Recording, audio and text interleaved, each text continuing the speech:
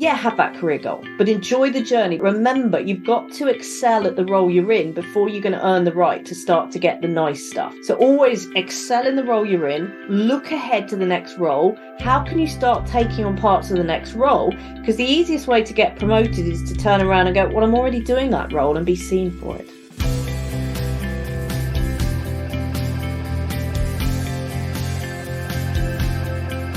Hello everyone, and welcome to the Student Lawyer podcast series. Whether you're at school, sixth form, university, thinking about a career in law, or exploring law careers, you're in the right place. We are the one-stop shop for student lawyers. If you'd like to join the Student Lawyer as a writer, please email hello@thestudentlawyer.com.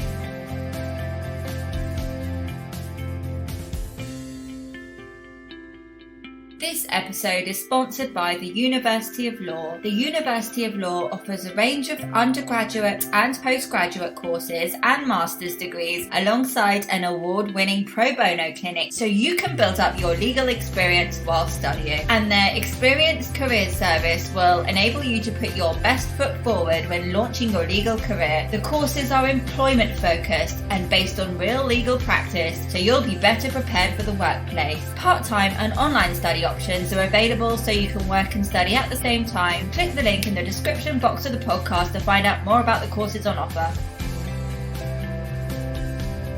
Welcome to the Student Lawyer podcast series. My name is Camilla and I'm a trainee solicitor, and I will be your host for today. In today's episode, we are delighted to be joined by Heather Townsend, an international professional speaker, founder of the How to Make Partner courses and workshops. Heather has delivered events for companies such as Deloitte, PwC and The Telegraph.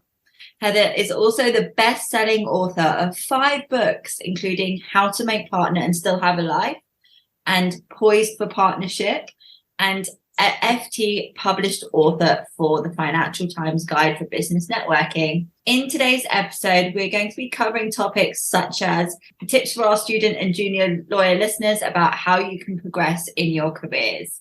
So without further ado, let's welcome Heather onto the show. Welcome to the Student Lawyer podcast, Heather. Oh, thank you very much. I heard that introduction. I thought, that sounds like, that's me. So, yes, it's always lovely to kind of go, wow, I did all of that. I bet you've probably forgotten half the things that you've done and so many accomplishments. It's always good to be reminded, isn't it? Yes, I'd like the listeners out there to realise that I was a child prodigy and I started writing at the age of 10. I haven't been in... Oh, never mind. Great. Okay. So let's get straight into the questions, because I've got quite a few for you today.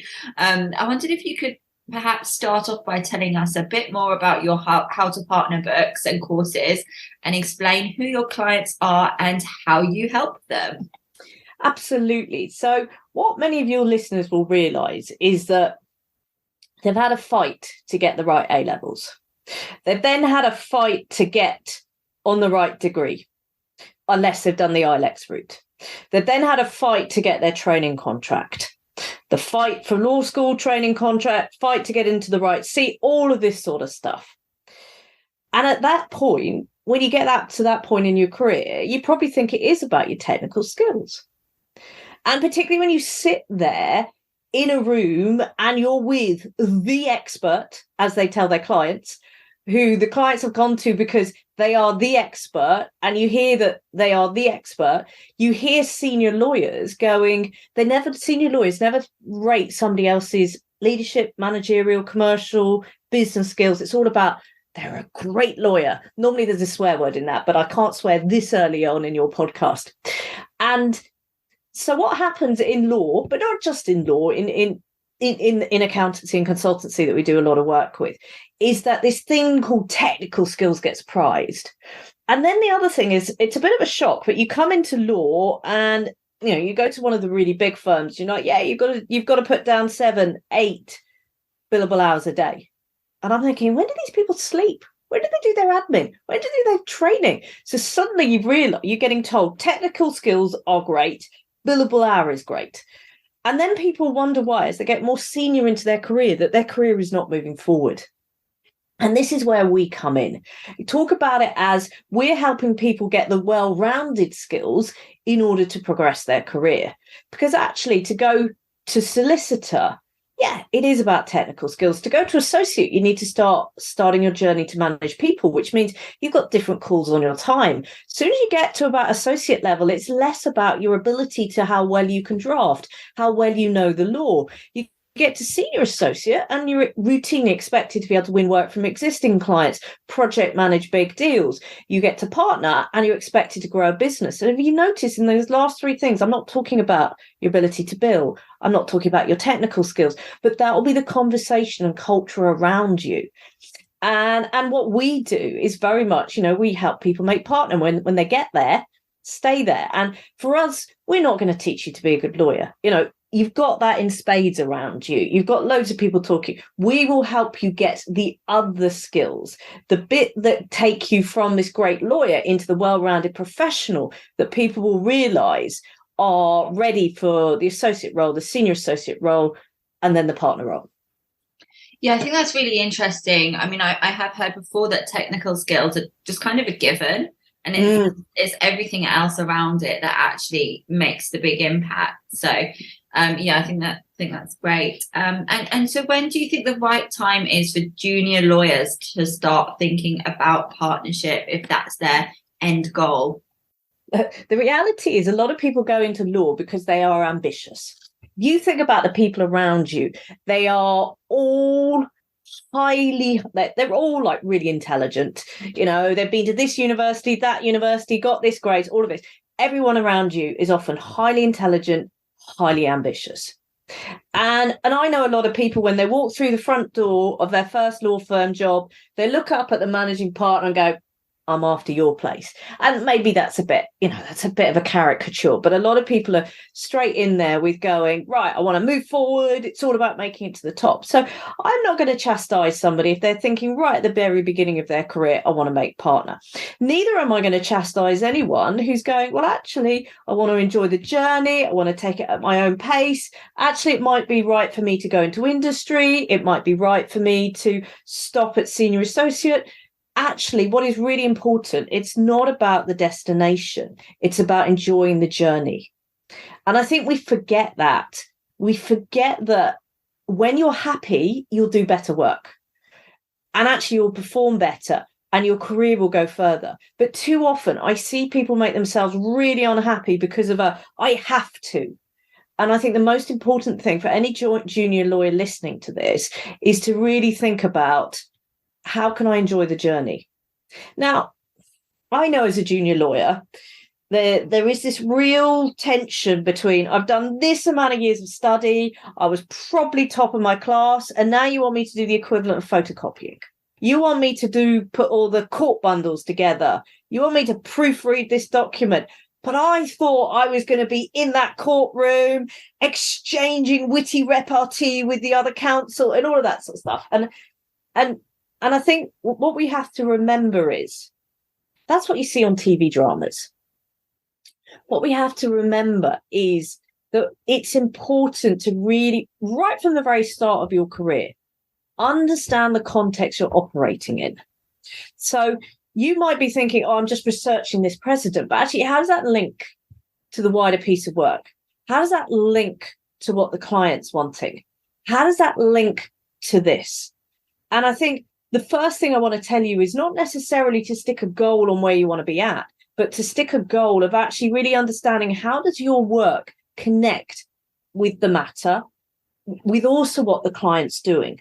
Because when you really start to think wider, that is going to help you do is actually become far more commercial. And it's those commercial skills, that ability to be a great person to work with, that's going to get you further and faster. And I'd always say to people, stop trying to run before you can walk. It's that whole, I'm gonna qualify, and then within 2 years I'm going to be an associate, and then within another 2 years I'm going to be an associate, and then in another 3 years I'm going to make partner. Forget all of that. Go at your own pace. And sometimes you might go a bit quicker, sometimes you might go a bit slower. But for me, what's important is, you do have a career goal. I'm not saying don't have a career goal, but what I'm saying is make sure you enjoy the journey. And actually, one of the things that the junior lawyers can do is be great to work with. I know that sounds strange, but I sit there and I have an organization of 10, 12 people. And most people listening to this podcast will be the equivalent of Robbie and my team, bottom of the pile. And there's stuff that I ask Robbie to do. And I just do, because you look at my charge out rate compared to his, there's a big, big difference, and it needs to get done. And it's understanding that, what you might be seen as beneath you is actually often learning the craft of being a lawyer. And before you can get onto the sexy stuff, you've got to do the basics well. So for anybody listening to this, your first goal is to do the basics well. Learn to become that good lawyer. Don't be in too hurry to lead that deal. Learn to do the basics well. Seize the opportunities that come. And I was reading something today that said, up until the age of 40, say yes to every opportunity. After the age of 40, say no. I was like, okay, that makes me old. But it's that whole point of view that actually, before the age of 40, you may not know whether you're doing the right thing in the right place. Unless you say yes to every opportunity, how are you going to know that? So I'm not saying burn yourself out, definitely not. And there's a time for knowing when to say no. And I could talk a lot about when to say no. But the important thing is, and I know I'm waffling, is, have that career goal, but enjoy the journey. But remember, you've got to excel at the role you're in before you're going to earn the right to start to get the nice stuff. So always excel in the role you're in, look ahead to the next role. How can you start taking on parts of the next role? Because the easiest way to get promoted is to turn around and go, well, I'm already doing that role, and be seen for it. Fantastic advice, and enjoying the process. It's not only great career advice, but it's good life advice as well. So double whammy there. Thank you, Heather. So are there any key skills that you think law students or trainee solicitors could start developing now, so that by the time they're qualified, they can hit the ground running? Absolutely. And so there are a lot of things. So the first thing I would say is, there's people at uni you're with. Those people that you did your training contract with. Those people that actually kind of left after a couple of years and went to a different firm. Maybe they went in-house. Those could be your first clients. Now, I'm sitting here as somebody that I'd like to say is mid-40s, but rapidly accelerating towards that big birthday. And a lot of my peers from that year are now partners, are now in real positions of influence. And I'm kicking myself that I did not stay in touch with what would have been the most amazing black book of contacts. And I'd actually say one of the things to do is kind of go, who do you get on with? Who do you want to stay in touch with? And make an effort to do that. So the next thing to do is remember that you've got a personal brand. And you might think, oh, but I'm still studying right now. I don't yet have a job as a lawyer. Who am I? Nobody's going to buy me. But you have a personal brand. You have a message that you want to put out there. Now, in the early stages, that's recruiters. That's potential employers that are going to be looking at that. And if you're in any doubt, Instagram will get looked at, Facebook will get looked at, LinkedIn will get looked at. But these are all great places to build your network and stay in touch with them in a very time-effective way. And I'd say a good discipline for any junior lawyer, whether you're yet employed or still in study, is to allocate 15 to 20 minutes every day to attending to your network, whether that's growing it, whether that's stabilizing it, whether that's talking to people. And I know that a lot of people listening to this are taking a break from their whatever they're doing. They've probably been studying, they've got their Post-it notes out, they've got their little red pens and highlighters. And actually, I hate to say this, but go out and do a bit of partying. Get to know people. Let your hair down a bit. I'm not saying embarrass yourself, because those pictures will end up on the internet. What I'm saying is use this time to socialize and build that network. You can do that at any time. So remember, you've got a personal brand. And I would say probably people that have the luxury of being born 20 years earlier than me, i.e. they are starting to come into the workforce, starting to go into university, already innately know about curating their feed, knowing what they want to get seen out there. But how do you want yourself to be known as? What messages do you want people to tag around you? So make sure you're thinking about that as you put your feed out there.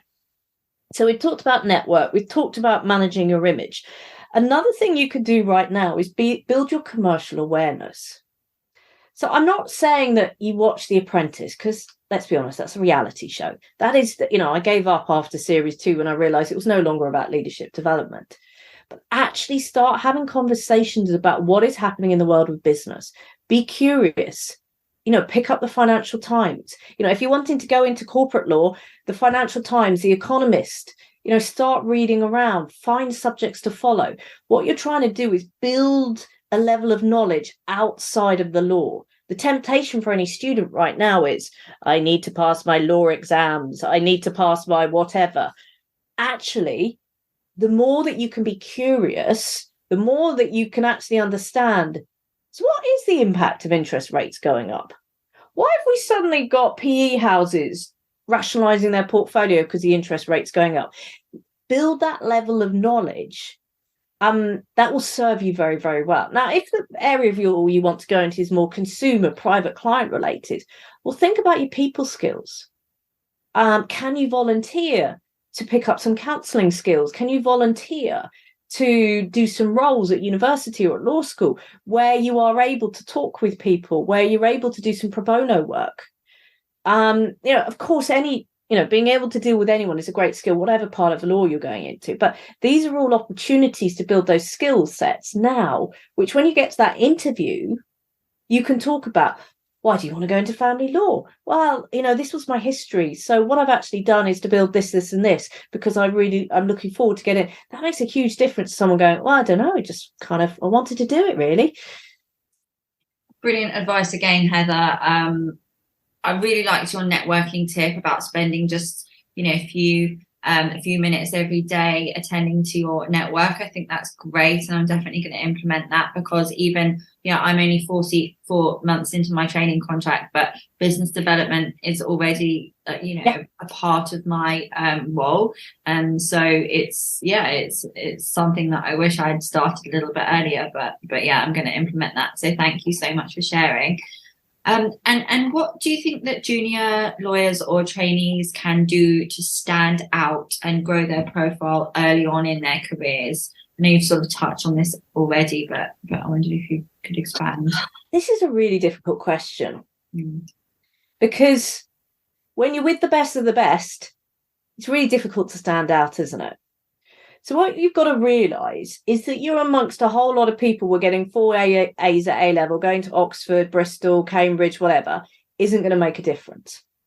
So how are you going to really stand out? And I would actually say it's about bringing your personality across.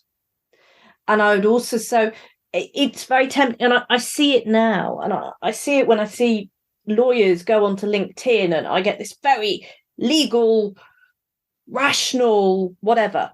And we've got to remember that people buy people, whether that's offering you a job, offering you a training contract, people buy people. So when you make sure you put your messages out there, don't shy away that actually you're a really big dog lover. Put that out there. Don't, I'm not saying get into politics and religion unless that's a major part of what you want to put out there. And there are some people where actually their religion is such an important part of it that it's, and I'm not saying don't do that. What I'm saying is bring the pieces of personality out. You'll hear me talking about my teenagers, and they are always called the teenagers. And I'll have whimsical stuff about it, and people relate to me because of that. And so don't be afraid to bring your personality out into the application forms you're writing, the stuff that you're putting on social media. And the fight for places is still really strong to get that law firm contract. So another thing to do is to go, well, how can you show that you're not just like every other law student? So have you volunteered to do some pro bono work at university or in your at the law school where you can actually be starting to use that? Have you gone and found yourself some work experience at a local law firm? Have you, for example, have you got onto a VAC scheme? When I'm aware of I do quite a bit of work with mid-tier international law firms. And, the VAC schemes are essential to get on, because who do they pick their students from? The best of the VAC schemes. So it's really important to think about this as, how do I get some experience that shows that I'm interested. And you've got to remember that, yeah, you're going to have other people that were top of their debating society, other people that have done this, but have you shown that you've gone and got some interested experience? How are you putting on your social media channels that you are intelligent, bright, got a great future in front of you? I'm not saying I'm the best, because that's not what it's about, but are you showing that you're interested in stuff, that you've got a personality? That will make you stand out. Because you've got to think about, a lot of these straight A students have been highly, highly groomed. As a result, they've lost all of their, what I would call joie de vivre. They've become a product of private school education. And I'll say I had 5 years of private school education, so I'm not being hard on private school education. But when you've been groomed like that, you can often become very robotic. You're saying the right answers. So to stand out, coming across as your personality. I'm not saying you have to be this big extrovert, because introverts, and I hold my hand up here, big introverts can have as much of a personality as the extroverts, because you can have more gravitas as an introvert. Because I'm not spouting my mouth off all the time, but it's about be true to yourself and really get that authentic character over. So, be true to yourself, build up a social media profile, be interested, have something to say, get experience, is really going to help you stand out. And get onto those VAC schemes, unpaid work experience, if you're in that position to do so, is a great way forward. Thank you. Yeah, I think that's, again, great advice. And law is a people business at the end of the day, so it kind of makes sense that you should work on, growing those interpersonal skills and your personality. And so what do you think what is the importance of mentorship, and how can listeners go about finding a suitable mentor? So 20 years ago, if you had a mentor in a law firm, they would be a career coach, they'd open doors for you, they would share the benefit of their experience, they'd be a critical friend, they'd advocate for you around the table. These days, now that mentorship has become so ubiquitous, you come into a law firm, everybody's allocated a buddy, a mentor. They don't have time to do that. If every partner or senior associate has got 20 to 40 people they look after, they cannot do that same level of diligence. So these days, the mentor you tend to get is someone that will share the benefit of their experience. And I would say that, one of the ways you can stand out when you're in a law firm is picking your mentor carefully and really using them. A lot of the time it's oh yeah, I'll see my mentor soon. And it never happens, because you cancel, they cancel, whatever. And I'd actually say with a mentor, the most important thing to do is do that contracting up front. What is it that you really want from them? Because if you just go in there with, well, I'm told I need a mentor, what do we talk about? It's not going to happen. Whereas if you actually go in with this is where I'm at, this is where I want to get to, this is where I'm weak. What advice would you give me?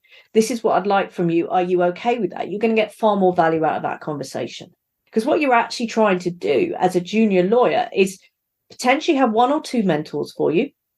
We don't just need one. I often say when people are a bit more senior in their career, pick somebody in a completely different department, in a senior influential level, that has a skill set that you admire and want to develop.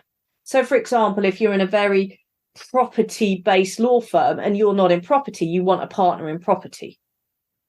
Somebody that will give you that profile over the rest of the firm. But as a very junior lawyer, and I remember I was never a junior lawyer, but I was definitely that scared. What have I got myself in for? I don't know what I'm doing. I am the individual that got sacked twice, made redundant twice before the age of 32, I think. So I think that's pretty good. It's okay to be shy. It's okay to not know what you're doing. So use your mentor to help you normalize the experiences that are going on around you. Use them to kind of go, I remember crying in the smoke. I'm not a smoker, but I went and cried in the smoking hut.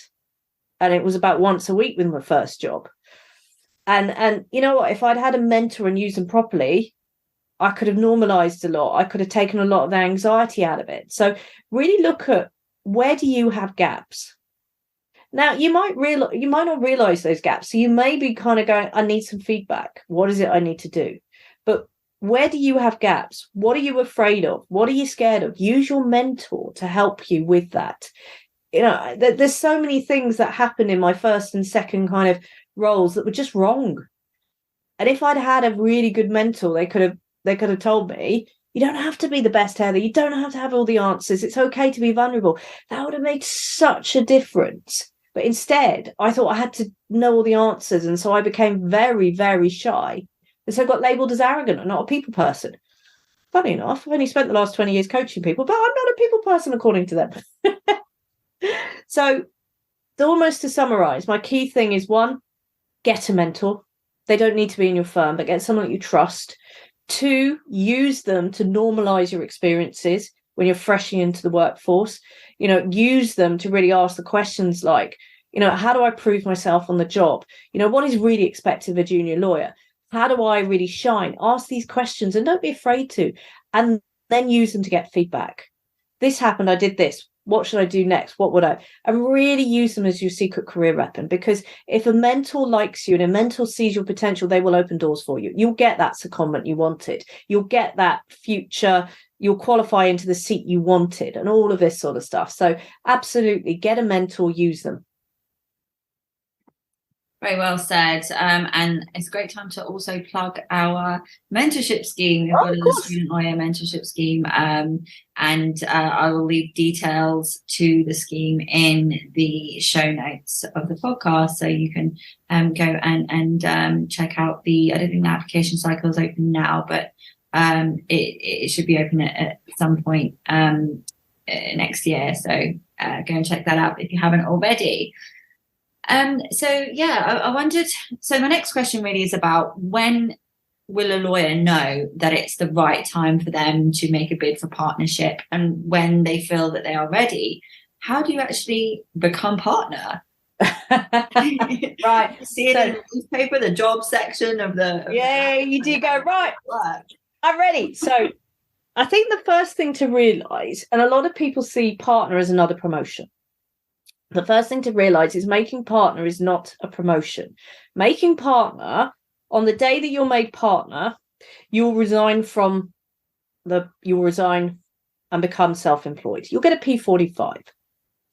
You will then sign a piece of paper that says, I am now an owner of this firm, or a very small, tiny part owner of this firm. So you'll become self-employed and you'll become a business owner rather than an employee. So as you can imagine, that's a very different mindset. So, for example, I just want to almost give you some of the real stuff that has happened to law firm partners over the last 10 years. So in March 2020 in the UK, many law firms started swearing and going, where's the work going to come from? What are we going to do? They were facing in March 22 Armageddon. The partners had to decide what to do, the right response to take, and almost universally, most law firm partners agreed not to take any cash out of their business, so agreed not to take any of their drawings, so there was cash to pay wages. At that point as well, as things went on, they also said, let's not waste a good crisis, because they're good business people, and they made selective job cuts. And then what happened as we progressed into 2022 was this wave of work hit most law firms. That was both from the more private client related stuff through to the corporate stuff, because we had a whole lot of cheap money in place. We had a whole lot of stressful personal conditions. So you spoke to any law firm at the end of 2020, in 2021, they were overwhelmed by work. So once again, these law firm partners have to take decisions on how are we going to resource this? How long is this going to carry on for? Do we just take the whinging? Then, of course, the Great Resignation happened, where a lot of junior lawyers thought, I don't have a relationship. I sit here, I log on, I log off. I don't see people. Is this what I want? I'm out of here. I'm going out of law, or I'm going into industry. And so we suddenly had this, whoa, we can't get lawyers for love or money, particularly at the junior end. The partners had to deal with this. And have you noticed I haven't mentioned anything about technically being a lawyer in this? So what we've got to remember is these are owners of the firm. They're responsible for the long-term profitable nature and sustainable nature of their firm. So their job is to grow and maintain a business. That is very, very different to, say, a senior associate, which is to take on jobs. They may have won them themselves and carry them out so the client is delighted and they're profitable. So as you can see, it's a very different mindset.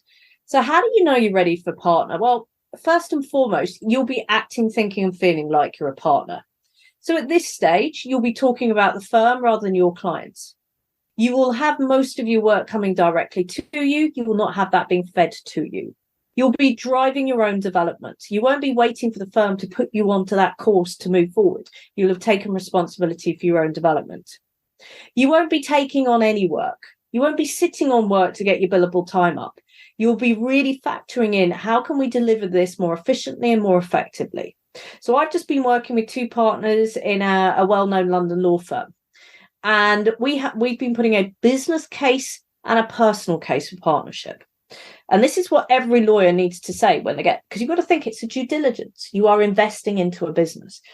And the business case is, what is the commercial benefit of making me up to partner? And then the personal case is, how am I delivering and acting at a level that is associated with what a partner needs to be in this practice? So a lot of people think, I've done 10 years PQE, I've given my life to this firm, I put that on hold, I put this on hold, I'm ready to make partner. Can you make me partner? And the firm will turn around and go, no, you're a great senior associate, you're a great legal director, but you're not acting like a partner, you're not demonstrating you're ready for partnerships, to go away. And this is what a lot of people fail to realise, that making partner is not just another promotion. It demonstrates that you can grow a business. And of course, within a law firm, it's a business within a business. So I think about the business cases I've been putting together. One of them is they've brought in a client to the firm that's worth half a million in fees. They've also got a succession where somebody's moving on. So they're going to take up the head of team. And also for the level of clients they're dealing with, they need a partner to head up that team. But part of their business case is how they're going to improve the profitability, how they're going to get more structured with their business development. Have you noticed that's nothing like I'm a good lawyer? We've got another one that's already took over from a partner that's left, was a head of team, was delivering 1.2 million through her team. And so we put a business case that said, look, I'm already here, I'm already doing this, you're already kind of treating me like a partner. But by the way, if you make me partner, I'll grow it from 1 million to 2 million because I can do this, this, and this. So can you see that's very, very different to what most people think, which is I've got to be a really great lawyer, bill a lot, and then they'll make me partner when I've been a certain amount of years PQE. It's really interesting. I didn't really think about it like that. I think you can fall into the trap of thinking that it's a promotion, but like you said, it's just not it's not just a natural progression. It's a very different role. Yeah. And yeah, that's really, really good point. And I think I want to pick up on this natural progression because I know we've got a lot of junior lawyers. And by the way, do look at the mentoring scheme wherever you find one. It is important is that a lot of your first bit of your career is natural progression. You do the right thing and you get into law school. You do the right thing at law school, you get a placement, you get a traineeship. You do the right thing on your traineeship, you qualify into the firm. And actually for the first 3-4 years, you do the right thing, the promotions will happen. The problem is once you get to associate, it's not about that lockstep promotion anymore, but we often think it is. And this is why we often derail our careers, because I deserve it. No, you don't deserve it. You've got to demonstrate that you're acting and thinking, feeling like the level above, that you're demonstrating that you can thrive in that role and you'll bring something to that role rather than going, I'd like it. Because we'd all like it, wouldn't we? We'd all love that ego trip of partner on the business card. We'd all like this. We'd all like that. We'd all like that feeling of making it. But actually, you've got to earn the right. I'd like to take a moment to speak about the University of Law, which is the university I decided to study my LPC at. The University of Law is the sponsor of this podcast and makes it possible for us to continue bringing these episodes to you. So we really appreciate you supporting us by supporting our sponsors. What really sets the University of Law apart from other universities is its belief in training students for the real world from the moment they accept a place. The University of Law's experienced career service and award-winning pro bono clinics offer students the chance to get real-life legal experience which can boost employability. They offer a range of undergraduate and postgraduate legal training and master's degrees designed by qualified experts to help students excel at any stage of their career. Their courses are employment-focused, honing key skills in a teaching environment based on real legal practice. Part-time and online study options are also available on many of their courses to help students work and study at the same time. If you'd like to find out more about the courses on offer, please click the link in the description box of the podcast. And it's no secret that historically less women have made it to partnership at law firms, in part due to having to choose between career and family. But your book title that I mentioned at the beginning of the podcast suggests that it's possible to be a partner and still have a life. Is that really possible? And this is a really interesting question, isn't it? And the answer is yes, but you've got to prioritize what having a life means.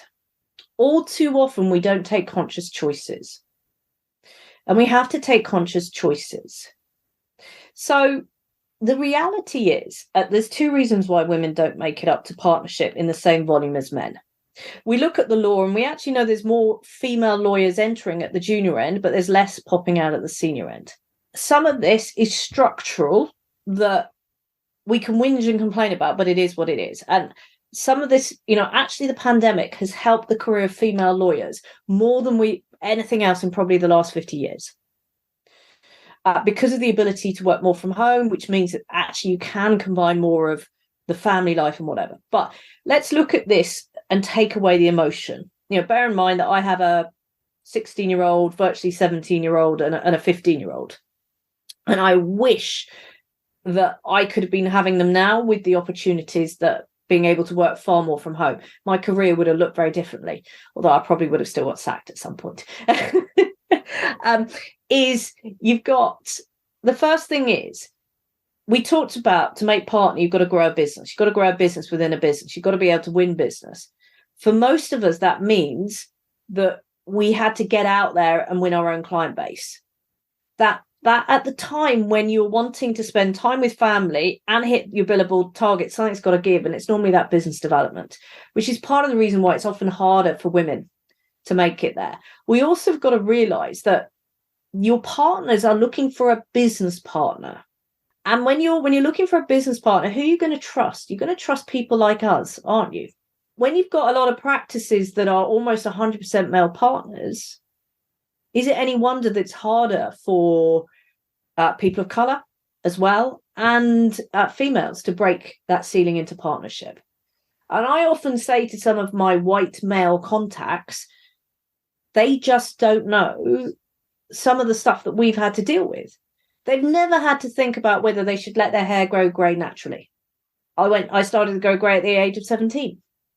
So there was a time in my 30s where I was in that kind of transition period, which, shall we say, but if I was male, I would have never had to think about that. Would never have had any accusations about you look, for years I had the you look too young, and then I got grey hair and I never got that anymore. Funny that. But a lot of men don't have to deal with it. So there's a lot of invisible boundaries that many male white lawyers will never see because they don't exist for them personally. They are in a privileged position. So for me, it comes down to being honest. If you do have that goal to have a family, you've got to ask yourself, what are you going to say no to in order to do that? So you want to be working for one of those magic law firms in the city, the ones that you're working 70-hour weeks as standard. You've got to ask yourself, is that conducive to a family life? If it is, you've either got a nanny or another half that's going to look after the kids. Now, you've got to ask yourself whether it's a choice you want to take. And we always have a choice, but we often forget that we have that choice. And it is about, if you're going to have a life, you've got to be really clear about the choices you want to take. Now, there is nothing stopping you for when the kids are young, stepping off that 70, 80-hour week and going into industry for 5 years. Nothing stopping you. And even better, you can come back into practice with 5 years of deep sector knowledge, deep expertise, a great network. And as one of my former clients said to me, he said, so he'd left a known high street retail investment bank with both investment retail.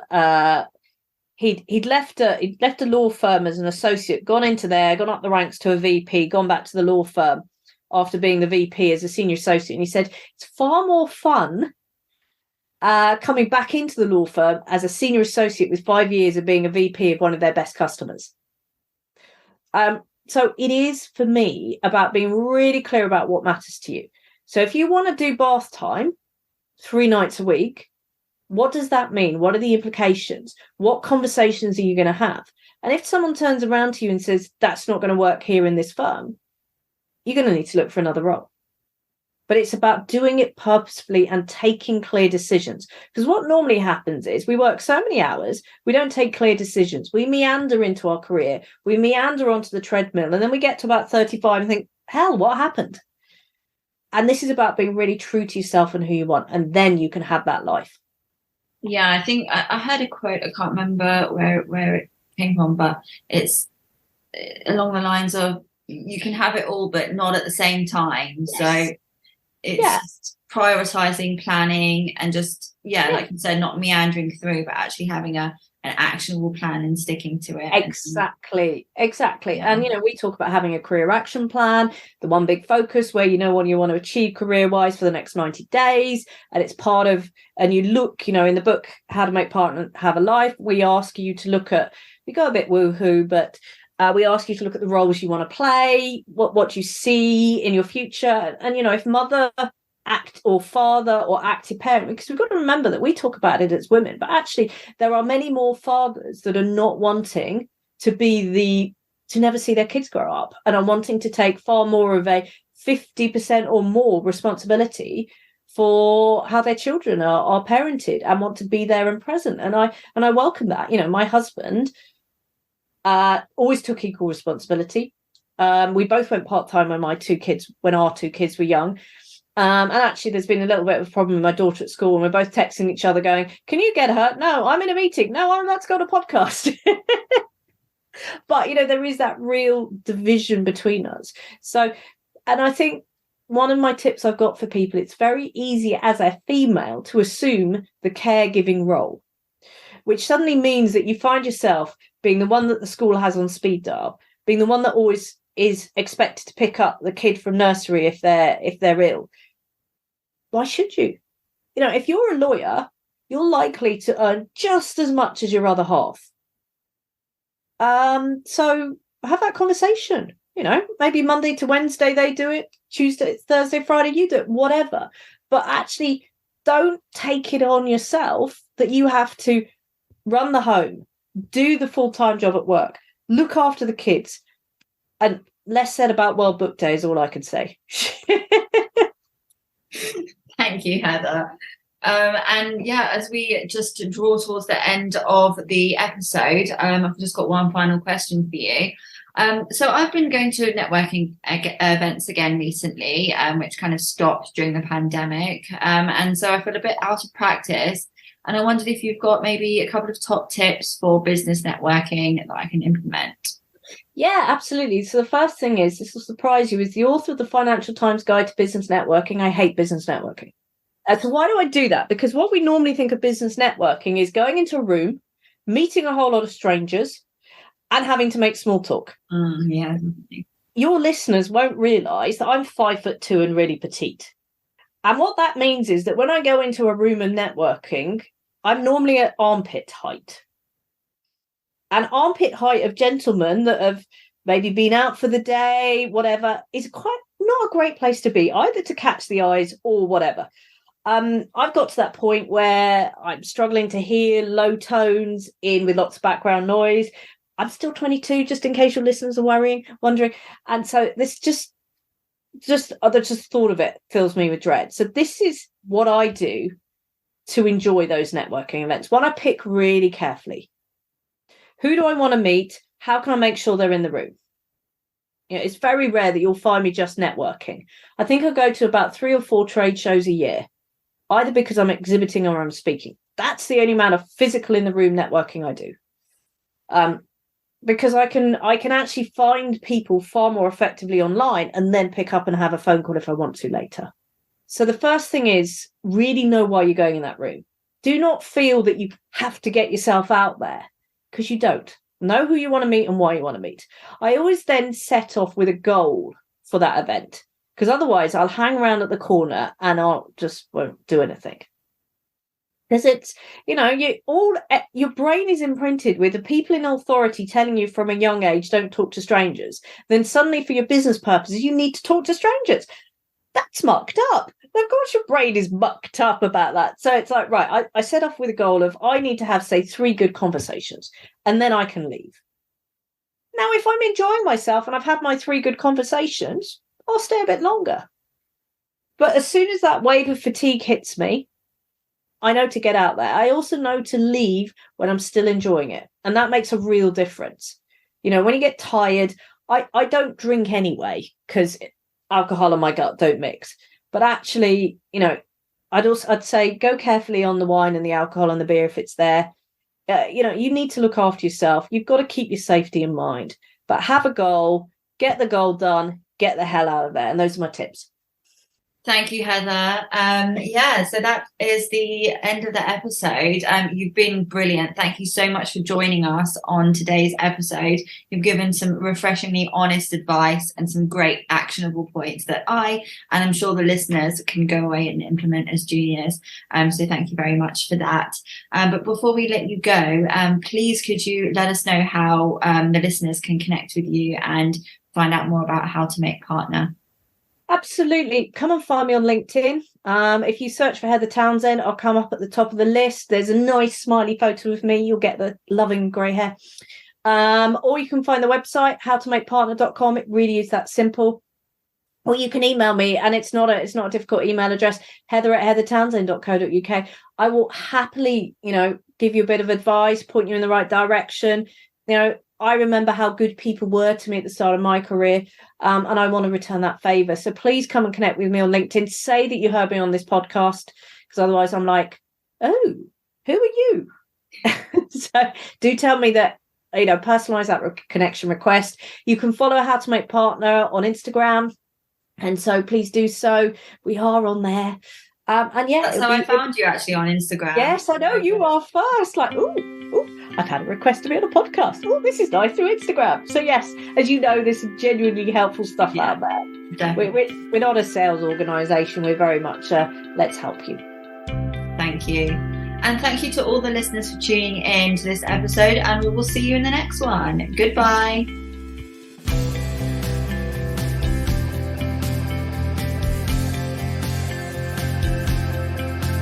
To hear more of the Student Lawyers podcast, hit the subscribe button and leave us a star rating and review. If you would like to join the Student Lawyer as a writer, please email hello@thestudentlawyer.com.